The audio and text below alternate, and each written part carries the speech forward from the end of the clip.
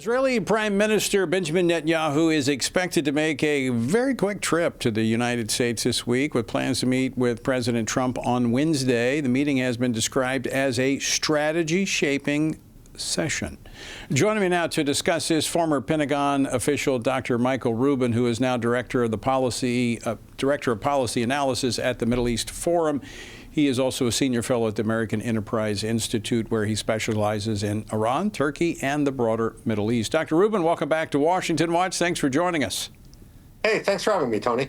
Strategy-shaping session. Seems rather urgent for the Prime Minister to fly to the United States just to have a conversation over strategy. Look, the concern throughout the region, not just in Israel, but among the Arab states, is if you're going to take action against Iran, you actually need to complete the job. When you have a hornet's nest, you either leave it alone or you get rid of it. But the United States has developed a reputation for standing underneath it, lightly tapping it with a stick, and then walking away. Yes. My sense is that there's concern over the conversations that are taking place between U.S. officials and Iranian officials, and as you said, just kind of poking around. Obviously, we've heard openly about the ballistic missile concern. My sense is, I've seen this before, that they're probably coming over here to share some intel that they have that needs to be a part of the formulation of the U.S. strategy in these conversations. You know, that wouldn't surprise me at all. Much of our intelligence actually comes from Israel. When people question the U.S.-Israeli relationship, too often they don't recognize that we actually get more from Israel than Israel gets from us. Well, in Israel, I mean, they can't afford to get it wrong. We've seen what happens when they get it wrong. But I think one of the things that really stands out to me is even though it kind of pushed the envelope a little bit in their relationship with the United States, after the fall of Assad in Syria, they went after the military materiel, the weapons and such that he had stored up. And now I think the world's grateful that they did. Well, you know, there's a pattern here, Tony. In 1981, Israel went after Iraq's nuclear program. They were condemned for it. And then within a decade, everyone was breathing a sigh of relief at what the Israelis had done. Remember, back in 2007, Israel knocked out the secret Syrian plutonium processing plant. Again, there was a sigh of relief. Frankly, Israel's intelligence in the region is pretty darn good, and they're proactive because when push comes to shove, they are 8 miles wide. They don't have any margin for error. Right. I mean, they can either have the world say nice things about them, or they can be annihilated. I mean, absolutely.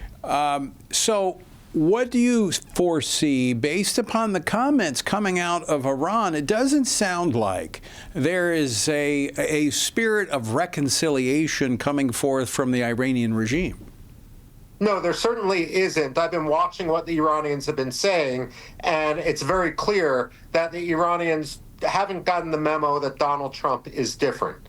Donald Trump is more willing than your ordinary diplomat, your ordinary president, to engage in negotiations. We saw this, for example, in the first term with North Korea. But at the same time, he's much more willing to walk away. The Iranian playbook has always been to run down the clock, and we've even seen this by the Iranian foreign minister's comments today. So the Iranians are really, really playing with fire. And what worries me, actually, is I think the Iranians are talking to the usual suspects, some Iranian-American lobbyists, others who are telling them what to hear, and they fundamentally don't understand how serious Donald Trump may be. Yeah, I think Iran seems to be using the same play every time. It's the delay, the delay, the delay, and eventually the clock is going to run out. But let me ask you this, Dr. Rubin. When it comes to Iran, does Israel and the United States have the same red lines? And if not, where do they differ? Well, I do believe that they have. Actually, let me put it this way, Tony.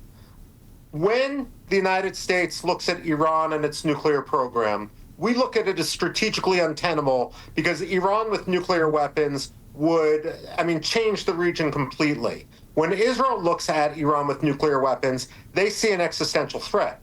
What many Americans get wrong is this. The Israelis aren't worried about an Iranian first strike. And when people say it's suicidal, that's always a straw man argument. That's not what concerns the Israelis. What the Israelis worry about is Iran collapsing with nuclear weapons, because in that case, the Islamic Revolutionary Guard Corps would use the nuclear weapons as the regime is about to crumble in order to fulfill their ideological agenda. So it's not suicide they're worried about. What Israel is worried about is Iran with a terminal illness that is going to lash out in its last moments when deterrence is off the table. Well, and as you pointed out, just so I can unpack that a little bit for our viewers and listeners, is that this would be the self-fulfilling of their eschatological view of the end. So they would be carrying out what they've been saying is going to eventually happen. You're absolutely right. And there's two things from my experience when I was in government, when I was in the George W. Bush administration, that I see the United States consistently getting wrong across administrations. First of all, we don't understand ideology. Yes. I mean, that's point number one. And when it comes to religion, too often policymakers in the United States treat religion as a third rail. We can't touch it because of the separation of church and state. The problem is religion is fundamental to the Iranian system. And so you can't somehow believe that Ayatollah Ali Khamenei, the supreme leader, is motivated by anything but. So sometimes when Donald Trump is talking to him, it can almost be like apples and oranges. And this is where Donald Trump is willing to walk away, but Barack Obama wasn't, Bill Clinton wasn't, and so forth. Dr. Rubin, that is such an important point that, I try to make frequently, is that when you have a worldview that is shaped by your religious beliefs, you act on that.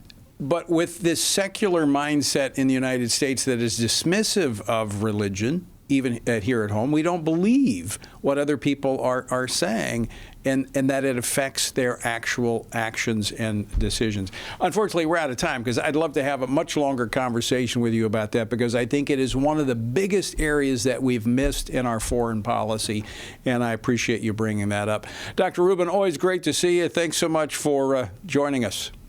Thanks for having me, Tony.